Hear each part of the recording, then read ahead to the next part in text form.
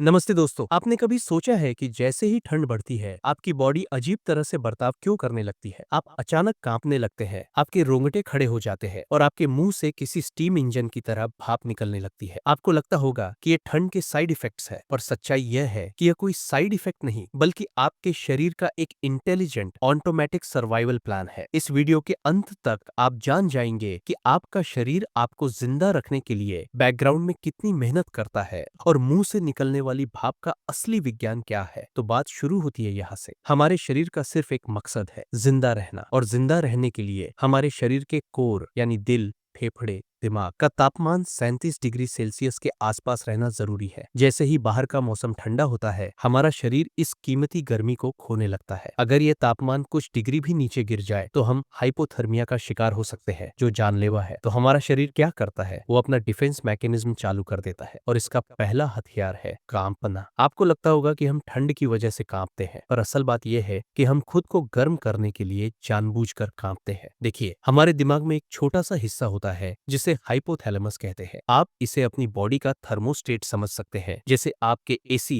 या हीटर में होता है। जैसे ही हमारी स्किन के रिसेप्टर्स इस थर्मोस्टेट को बताते हैं कि अरे भाई, बाहर बहुत ठंड है, ये तुरंत एक्शन में आ जाता है। ये शरीर की सभी मांसपेशियों को एक इमरजेंसी सिग्नल भेजता है, जल्दी से हिलना शुरू करो। इसी सिग्नल की वजह से हमारी मांसपेशियां बहुत तेजी से सिकुड़ने और फैलने लगती है। ये वही वाइब्रेशन है जिसे हम कांपना कहते हैं। तो इससे गर्मी कैसे पैदा होती है? ये सिंपल फिजिक्स है, घर्षण। जब भी कोई चीज हिलती है, वह गर्मी पैदा करती है। अपनी हथेलियों को आपस में रगड़ कर देखिए, गर्मी महसूस हुई। आपका शरीर बस यही कर रहा है। ये एक इनबिल्ट इमरजेंसी हीटर है जो बिना आपकी मर्जी के अपने आप चालू हो जाता है। लेकिन असली सवाल तो ये है, कांपना तो ठीक है, पर उस भाप का क्या जो हमारे मुंह से निकलती है? क्या हम अंदर से जल रहे हैं? बचपन में मुझे भी लगता था कि ये कोई धुआं है जो हमारे पेट की गर्मी से निकल रहा है, पर ये धुआं बिल्कुल नहीं है। यहाँ दो फैक्टर्स काम कर रहे हैं, तापमान और नमी। आपके फेफड़े, जैसा मैंने कहा, आपकी बॉडी का तापमान 37 डिग्री सेल्सियस है, तो आपके फेफड़ों से जो हवा बाहर निकलती है वह भी बहुत गर्म होती है, और साथ ही यह हवा नम होती है, यानी इसमें बहुत सारा पानी होता है। बाहर का मौसम, सर्दियों में बाहर की हवा ठंडी और सूखी होती है। जैसे ही आपके मुंह से निकली यह गर्म और नम हवा बाहर की ठंडी और सूखी हवा से टकराती है, एक प्रोसेस होता है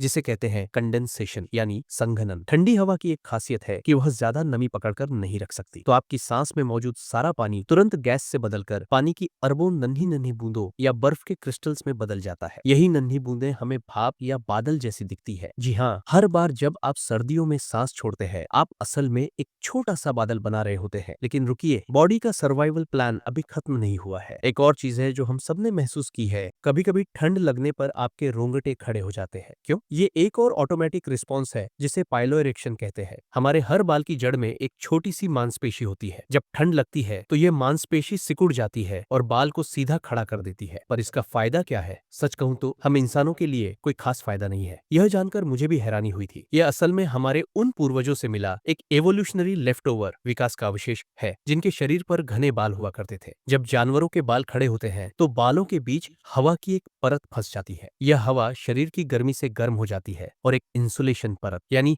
एक प्राकृतिक जैकेट की तरह काम करती है। हमारे पास उतने बाल नहीं है, इसलिए यह सिस्टम हमारे लिए अब उतना फायदेमंद नहीं रहा, पर यह आज भी एक्टिवेट हो जाता है। और एक आखिरी चीज, आपने ध्यान दिया होगा कि ठंड में सबसे पहले आपकी उंगलियां, पैर और नाक ठंडे पड़ते हैं। ऐसा इसलिए होता है क्योंकि आपका थर्मोस्टेट दिमाग बहुत समझदार है। वह जानता है कि उंगलियों के बिना आप जिंदा रह सकते हैं, पर दिल और दिमाग के बिना नहीं। इसलिए वह वेसोकॉन्स्ट्रिक्शन नाम का प्रोसेस शुरू करता है, यानी वह हाथ पैरों की खून की नसों को सिकोड़ देता है ताकि ज्यादातर गर्म खून शरीर के जरूरी अंगों के पास रहे और उन्हें गर्म रख सके। सोचकर देखिए, कांपना, मुंह से भाप निकलना, रोंगटे खड़े होना या हाथ पैर ठंडे पड़ना, ये सब कोई गड़बड़ी नहीं है। ये इस बात का सबूत है कि हमारी बॉडी एक अविश्वसनीय रूप से इंटेलिजेंट और अडेप्टिव मशीन है। यह एक ऐसा सर्वाइवल सिस्टम है जो लाखों सालों के विकास से तैयार हुआ है, और यह हर पल बिना हमसे पूछे बस अपना काम कर रहा है, हमें जिंदा रखना। अगली बार जब आप सर्दियों में बाहर निकले और आपकी बॉडी कांपने लगे, तो ठंड को कोसने की जगह